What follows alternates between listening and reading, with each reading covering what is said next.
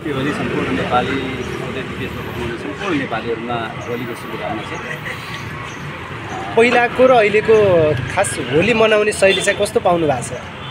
पहिला र अहिलेमा धेरै सुध्रिएको छ, धेरै व्यवस्थित भएको छ। हिजोको दिनमा होली भन्दाखेरि अलिकति उछिन टाइपको होइन, अनि आएर असभ्य टाइपको जबरजस्त टाइपको होली हुन्थ्यो भने अहिले चाहिँ यो ट्रेडिसनल टाइपको एकदम सहमतिमा सर्वसहमतिमा सबैले चाहिँ छ्या होली मात्रै चाहिँ होली खेल्ने, एउटा साथी आफ्नो सर्कल आफ्नो चाहिँ परिवारसँग होली खेलेर आफ्नो चाहिँ सौहार्दता एउटा कलरफुल टाइपको चाहिँ आफ्नो चाहिँ जीवनको चाहिँ भोगाइहरू चाहिँ होलीको रूपमा हामीले अहिले लिने गरेका छौँ। यो होली राम्रो भएर गइरहेको छ। अहिले होलीलाई एक किसिमको राष्ट्रिय हिसाबमा एउटा एकताको चाहिँ सूत्रमा बाँध्नको लागि पनि चाहिँ यो होलीले चाहिँ बडो ठुलो चाहिँ महत्त्वपूर्ण भूमिका खेलेको जस्तो लाग्छ। हामी यो होलीको कारणले गर्दा नै सम्पूर्ण समुदायहरू सम्पूर्ण चाहिँ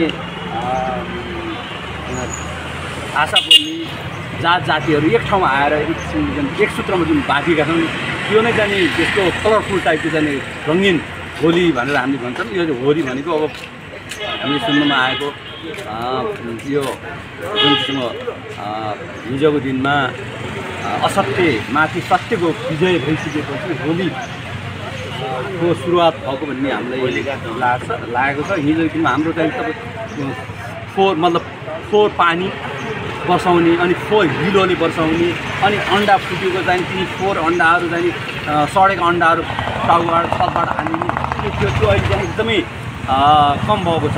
सधैँ छैन भन्दा पनि हुन्छ। यदि हजुरले चाहनु भएन भने होली खेल्ने चाहिँ हुँदैन र हजुरको चाहिँ सहमतिमा मात्रै हजुरले सोधेर मात्रै जानकारी लिएर मात्रै हजुरको होली छ कि छैन, हजुरले होली मान्न मिल्छ मिल्दैन भनेर मात्रै चाहिँ होली मान्ने प्रचलन आएको छ। यो धेरै राम्रो सराहनीय र एकदमै चाहिँ सबैले स्वीकार्य हिसाबले चाहिँ होली भएको छ।